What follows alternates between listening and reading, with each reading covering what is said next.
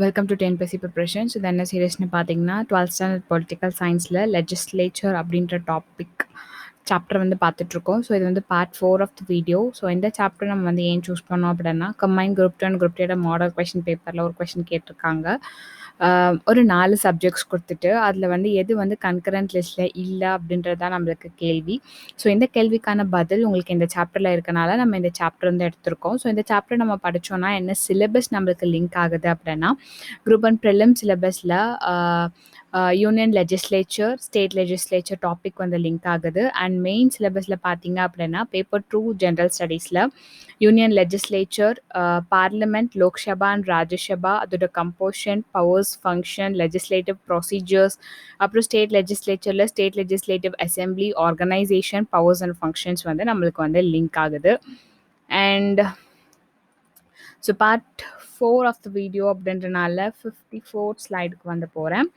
So இது பார்த்தீங்கன்னா ஒரு தேங்க்யூ நோட்னு சொல்லலாம். ஸோ நம்மளோட சப்ஸ்கிரிப்ஷன் எனேபிள் ஆயிருக்குன்னு சொல்லிட்டு யூடியூப்பில் நம்ம வந்து சொல்லியிருந்தோம். ஸோ அதில் நம்மளோட ஃபஸ்ட்டு சப்ஸ்கிரைபராக வந்து பிரியா மனோகரன் வந்து சப்ஸ்கிரைப் பண்ணியிருக்காங்க. விஐபி சப்ஸ்கிரைபர் ஆனதுக்கு ரொம்ப ரொம்ப நன்றி. ஸோ லா மேக்கிங் ப்ராசஸ்க்கு வந்து போகலாம். அண்ட் லா மேக்கிங் ப்ராசஸ் பார்த்தீங்க அப்படின்னா, ஸோ ஒரு லாவை எனாக்ட் பண்ணும்போது அதில் வந்து அப்போஷனோட ரோல் அப்படின்றது ரொம்ப இம்பார்ட்டன்ஸ்னு சொல்கிறாங்க.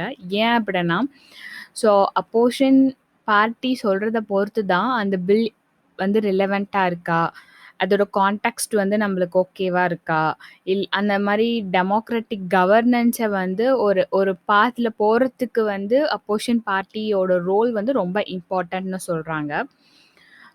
அண்ட் அண்ட் லா வந்து சொசைட்டி, பாலிட்டிக்ஸ், எக்கனாமி இது எல்லாத்தையும் ரெகுலேட் பண்ணி, ஸோ அது வந்து நம்மளோட ஸ்டேட்டுக்கும் சரி, மக்களுக்கும் சரி நல்லதை விளைவிக்கணுன்றதுக்காக இதில் ரெகுலேட் பண்ணுறாங்க. ஸோ அதை ரெகுலேட் பண்ணுறதுக்கு யூஸ்ஃபுல்லாக இருக்கிறது வந்து லா. ஸோ லாவை வந்து எப்படி, அதாவது ப்ரைமராக ஒரு பில்லாக இன்ட்ரடியூஸ் பண்ணுவாங்க. ஸோ அந்த பில்லை வந்து நல்லா டிஸ்கஸ் பண்ணுவாங்க. ஸோ தட் அது கான்ஸ்டியூஷனோட ஃப்ரேம் ஒர்க்குள்ளே அந்த பில்லை ஃப்ரேம் பண்ணியிருக்காங்களா அப்படின்றதுக்காக தெரிஞ்சுக்கிறதுக்காக. அண்ட் அந்த பில்லை வந்து லெஜிஸ்லேச்சர் பாஸ் பண்ண அப்புறம், பிரசிடென்ட் அப்ரூவ் பண்ண அப்புறம் அது வந்து ஆக்டாக வந்து மாறும். ஓகேவா? ஸோ பில் வந்து பார்லிமெண்ட் இது பாஸ் பண்ண அப்புறம் லாவாக மாறும். அண்ட் பிரசிடென்ட் வந்து அசென்ட் கொடுத்த அப்புறம் அது வந்து ஆக்டாக மாறும்.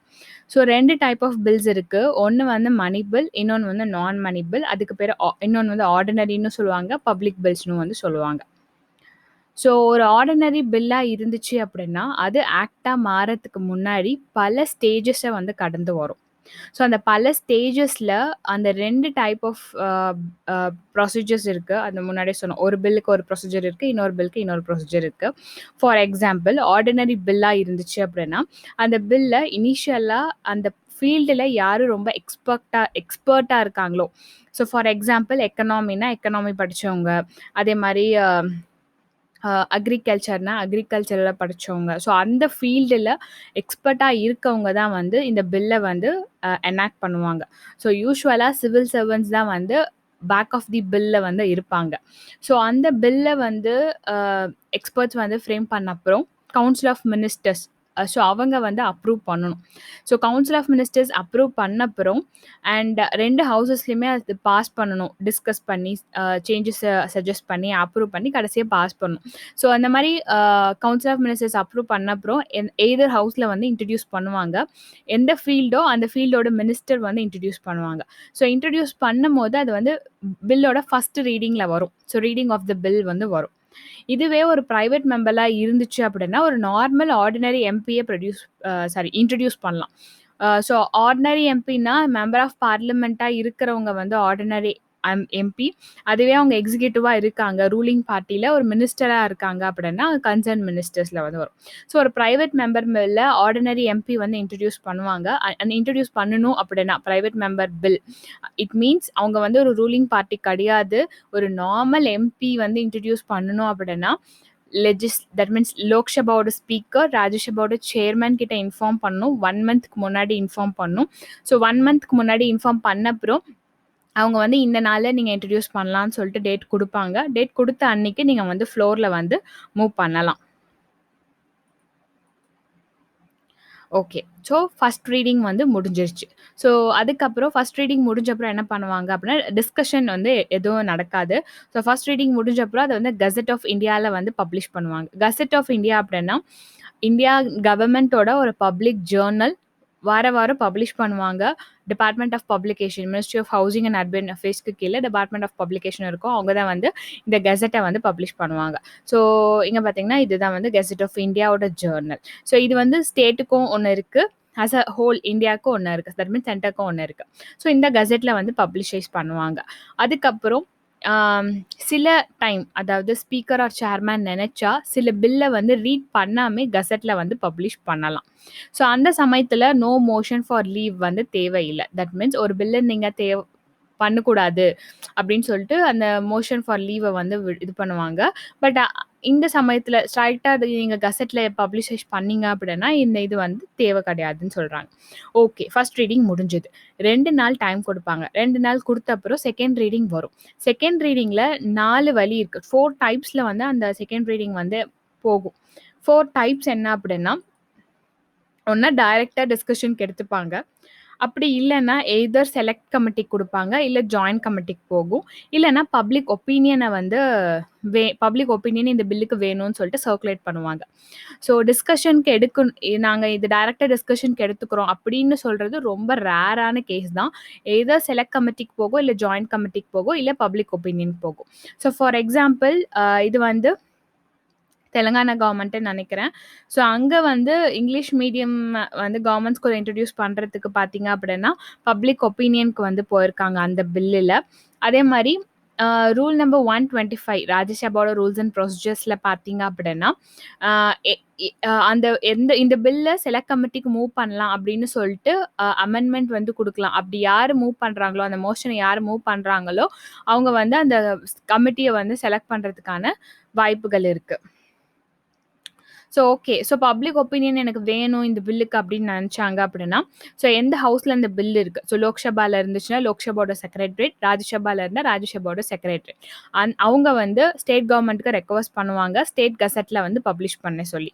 ஸோ ஸ்டேட் கசெட்னு ஒன்று இருக்குன்னு சொல்லணும். ஸோ ஸ்டேட் கசெட்க்கு பப்ளிஷ் பண்ண அப்புறம் அவங்க வந்து லோக்கல் பாடிஸ் இல்லை ரெக்கக்னைஸ்ட் அசோசியேஷன்ஸ் கிட்ட இருந்து இந்த பில்லுக்கான ஒப்பீனியன்ஸை வந்து வாங்குவாங்க. ஸோ ஃபர்ஸ்ட் ரீடிங் முடிஞ்சிருச்சு, செகண்ட் ரீடிங் முடிஞ்சிருச்சு, ஒரு கமிட்டிக்கு போயிடுச்சு. ஸோ கமிட்டி இப்போ ரிப்போர்ட் பண்ணணும் இல்லையா? ஸோ கமிட்டி ஸ்டேஜில் பார்த்தீங்க அப்படின்னா நம்ம முன்னாடியே சொன்னோம், யார் கமிட்டிக்கு போகணும்னு சொல்லிட்டு மோஷன் மூவ் பண்ணுறாங்களோ அவங்க வந்து மெம்பர்ஸை வந்து செலக்ட் பண்ணுவாங்க, செலக்ட் கமிட்டியோட மெம்பர்ஸ். அது இல்லாமல் சில மெம்பர்ஸை வந்து ஸ்பீக்கர் ஆர் சேர்மேன் வந்து அப்பாயிண்ட் பண்ணுவார். வித் அந்த கமிட்டியோட சேர்மேனையும் அவங்க வந்து அப்பாயிண்ட் பண்ணுவாங்க. ஸோ இந்த கமிட்டி அந்த பில்லை படிச்சுட்டு திரும்ப வந்து ஹவுஸ்க்கு வந்து ரிப்போர்ட் பண்ணுவாங்க. ஸோ அதுதான் வந்து ரிப்போர்ட் ஸ்டேஜ். ஸோ ரிப்போர்ட் ஸ்டேஜில் தான் வந்து அந்த பில்லை வந்து கிளாஸ் பை கிளாஸாக வந்து டிபேட் பண்ணுவாங்க. ஸோ இந்த சமயத்தில் ஒரிஜினல் பில்லையும் செலக்ட் கமிட்டி கொடுத்த அந்த ரிப்போர்ட்டையும் சேர்த்து தான் வந்து எல்லாத்துக்கும் வந்து பாஸ் பண்ணுவாங்க. ஸோ இந்த சமயத்தில் அந்த பில் வந்து ஒரு ஷேப்க்கு வரும். ஸோ வந்த அப்புறம் அது தேர்ட் ரீடிங்க்கு வந்து மூவ் பண்ணுவாங்க. ஸோ தேர்ட் ரீடிங் முடிஞ்ச அப்புறம் ஓட்டிங்க்கு வந்து மாறிடும். ஸோ ஓட்டிங்க்கு வந்து மெஜாரிட்டி ஆஃப் ஓட்ஸ் கிடச்சிச்சின்னா அந்த பில் வந்து பாஸ் ஆனதாக அர்த்தம். அந்த பார்லிமெண்ட்டில் பாஸ் ஆனதாக அர்த்தம். ஸோ அந்த ஹவுஸில் பாஸ் பண்ண அப்புறம் அதர் ஹவுஸ்க்கு வந்து டிரான்ஸ்மிட் பண்ணுவாங்க. ஸோ அந்த ஹவுஸ்லேயும் திரும்ப அதே ஸ்டேஜஸை வந்து கடந்து வரணும். இது வரைக்கும் நம்ம சொன்ன first reading, second reading, committee அந்த மாதிரி எல்லா ஸ்டேஜஸையும் வந்து கடந்து வரணும். ஸோ இன்னொரு ஹவுஸ் வந்து எய்தர் அவங்க வந்து அந்த பில்லை வந்து அக்செப்ட் பண்ணலாம், இல்லை ரிஜெக்ட் பண்ணலாம், இல்லை வந்து அமெண்ட்மெண்ட் சொல்லலாம். இந்த மாதிரி சேஞ்சஸ் நீங்கள் பண்ணுங்க அப்படின்னு சொல்லிட்டு அமெண்ட் பண்ணலாம். எதுவுமே பண்ணாமல் ரிட்டர்ன் பண்ணலாம் 6 மந்த்ஸில். ஸோ இந்த பில் ஏதாவது ஒன்று பண்ண அப்புறம் அது வந்து தட் மீன்ஸ் அதர் ஹவுஸ் வந்து பாஸ் பண்ண அப்புறம் பிரசிடென்ட்டுக்கு அசென்ட்டுக்கு போகும். பிரசிடென்ட் அசென்ட் கொடுத்துட்டாருன்னா அது ஆக்டாக மாறிடும். ஸோ இந்த இவங்க இந்த மாதிரி பண்ணாமல் ஓகே சொல்லாமல் ரிஜெக்ட் பண்ணாங்க, இல்லை அமெண்ட்மெண்ட்ஸ் இன்ட்ரடியூஸ் பண்ணாங்க, அந்த மாதிரி நீ என்ன சொல்கிறது நான் என்ன சொல்கிறதுன்னு சொல்லிட்டு லோக்சபாவுக்கும் ராஜ்யசபாவுக்கும் பிரச்சனை வந்துச்சு அப்படின்னா அது வந்து கான்ஸ்டிடியூஷனல் டெட்லாக் அப்படின்னு சொல்கிறாங்க. ஸோ இந்த கான்ஸ்டிடியூஷனல் டெட்லாக் அப்போ யார் என்ன பண்ணுவா அப்படின்னா நம்ம தலைவர் பிரசிடென்ட் தான் வந்து பண்ணுவார். ஸோ இந்த டெட்லாக்கை தீர்த்து வைக்கிற ஒரே ஒருத்தர் முடியணும் அப்படின்னா அது வந்து அவரால் தான் முடியும். ஸோ அவர் என்ன பண்ணுவார், joint session okay that means உனக்கும் எனக்கும் பிரச்சனை அப்படின்னா 2 பேர்த்தையும் சேர்த்து பேச்சுவார்த்தை நடத்துவாங்க இல்லையா?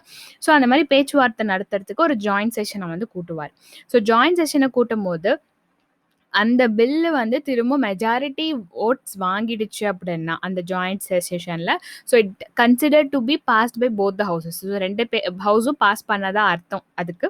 அதுக்கப்புறம் பிரசிடென்ட் வந்து அசென்ட் குடுத்தாரு அப்படின்னா, அது ஆக்ட்டா மாறிடும். ஸோ இப்போ பிரசிடென்ட் கிட்ட வந்துருச்சு. ஸோ பிரசிடென்ட் என்ன பண்ணலாம்? நான் வந்து அசென்ட் குடுக்கலாம். இல்ல நான் ரிட்டர்ன் பண்ணலாம். நீங்க திரும்ப இத ரீகன்சிடர் பண்ணுங்க. இதுக்கு என்னால அசென்ட் குடுக்க முடியாது அப்படின்னு சொல்லிட்டு அவர் ரிட்டர்ன் பண்ணலாம். அப்படி ரிட்டர்ன் பண்ணத திரும்ப வந்து பார்லிமெண்ட் வந்து அமெண்ட் பண்ணாம, எதுவும் சேஞ்சஸே பண்ணாம, திரும்ப அப்படியே பிளெயினா ரிட்டர்ன் பண்ணாங்க அப்படின்னா பிரசிடென்ட் கிட்ட, பிரசிடென்ட்க்கு வேற வழியே இல்ல. அந்த அதுக்கு அசென்ட் குடுத்து தான் ஆகணும். வித்ஹோல்ட் பண்றதுக்கு ப்ரொவிஷன் வந்து கிடையாது. ஸோ ஒரு வாட்டி தான் அந்த ப்ரொவிஷன். ஸோ இவ்ளோ காம்ப்ளிகேட்டடா ஏன் வைக்கணும் லா மேக்கிங் ப்ரொசீஜர அப்படின்னு நீங்க நினைச்சீங்க அப்படின்னா, இவ்ளோ டைம் கன்சியூமிங்கா இருக்கா அப்படின்னு சொல்லிட்டு நினைச்சீங்கன்னா, ஆக்சுவலி ரொம்ப சீக்கிரமா பண்ணாங்க லெஜிஸ்லேச்சர் அப்படின்னா, அது நம்மளுக்கு தான் வந்து பாதிப்பு. ஸோ அந்த மாரி பண்ணக்கூடாது அப்படின்றதுக்காக தான் இவ்ளோ டைம் கன்சியூமிங் ப்ரொசீஜர்.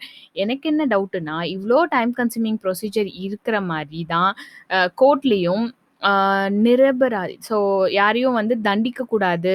தப் தட் மீன்ஸ் ரைட்டா இருக்கவங்கள தண்டிக்கக்கூடாது அப்படின்றதுக்காக லா மேக்கிங் ப்ரொசீஜர் எப்படி ரொம்ப டைம் கன்சியூமா இருக்கோ, அதே மாரி ஜஸ்டிஸ் கிவிங் சிஸ்டமும் வந்து ரொம்ப டைம் கன்சியூமிங்கா இருக்கு. So okay. இவ்ளோ தூரம் தெரிஞ்சதுக்கப்புறம், நீங்க ராஜ்யசபாவோட மெம்பர் ஆகணும் அப்படின்னு நீங்க நெனச்சீங்க அப்படின்னா, நீங்க ஒரு இந்தியன் சிட்டிசனா இருக்கணும். அண்ட் 30 வயசு உங்களுக்கு ஆயிருக்கணும். 20-30ல இருந்தீங்கன்னா, உங்களால எம்பி ஆக முடியாது. தட் மீன்ஸ் ராஜ்யசபா எம்பி ஆக முடியாது. And representation of people act 1951ல பார்த்தீங்க அப்படின்னா, ஆ எந்த அ ஸ்டேட் கான்ஸ்டிட்யூயன்சிக்கு, ஸ்டேட் பார்லிமெண்டரி கான்ஸ்டிட்யூயன்சிக்கு நீங்க ராஜ்யசபால சீட் வாங்கணும்னு நெனைக்கிறீங்களோ, அந்த கான்ஸ்டிட்யூயன்சியோட எலெக்டரா இருக்கணும். தட் மீன்ஸ் அந்த கான்ஸ்டிட்யூயன்சிக்கு நீங்க ஓட்டு போட தகுதியா இருந்தீங்கன்னா, அதுல கன்டெஸ்ட் பண்ணலாம் அப்படின்னு இனிஷியல் ரெப்ரசன்டேஷன் ஆஃப் பீப்பிள் ஆக்ட்ல இருந்தது. பட் அதுக்கப்புறம் 2003ல அந்த செக்ஷன் 3 அமெண்ட் பண்ண அப்புறம், எனிவேர் இன் இண்டியா நீங்க ஒரு எலெக்டரா இருந்தா மட்டுமே போதும். எந்த கான்ஸ்டிட்யூயன்சில வேணா ராஜ்யசபாக்கு நிக்கலாம் அப்படின்றது அந்த அமெண்ட்மென்ட் மூலமா வந்தது. ஸோ அது மட்டும் இல்லாம, ராஜ்யசபாவோட சீட் பார்த்தீங்க அப்படின்னா, ராஜ்யசபாவோட எலெக்ஷன் பார்த்தீங்க அப்படின்னா, open ballot. So open ballot அப்படின்னா, ஸோ நம்மளோட அசெம்பிளி எலெக்ஷன்லாம் பார்த்தீங்கன்னா, ஒரு ஒரு டப்பா மாரி இருக்கும். அந்த டப்பாக்குள்ள போய் ஓட்டு போடுவோம். அன்லெஸ் அண்ட் அன்டில் நீங்க யாருக்கு ஓட்டு போட்டீங்கன்னு சொல்றது வரைக்கும் அது வந்து யாருக்கும் தெரியாது. ஸோ அது வந்து சீக்ரெட் பேலட். பட் ராஜ்யசபாவோட எலெக்ஷன் வந்து இந்த மாரி பேப்பர் குடுத்துருவாங்க. ஸோ அதில வந்து ஃபில் பண்ணுவாங்க. ஸோ இது வந்து நீங்க யாருக்கு ஓட்டு போடுறீங்க அப்படின்னு சொல்லிட்டு எல்லாத்துக்குமே தெரியும். அது வந்து ஓப்பன் பேலட் சிஸ்டம். ஸோ இந்த வீடியோ சீரிஸ் இதோட முடியுது. இது உங்களுக்கு பிடிச்சிருந்தா லைக் பண்ணுங்க, ஷேர் பண்ணுங்க, சப்ஸ்கிரைப் பண்ணுங்க. தேங்க்ஸ் ஃபார் வாட்சிங்.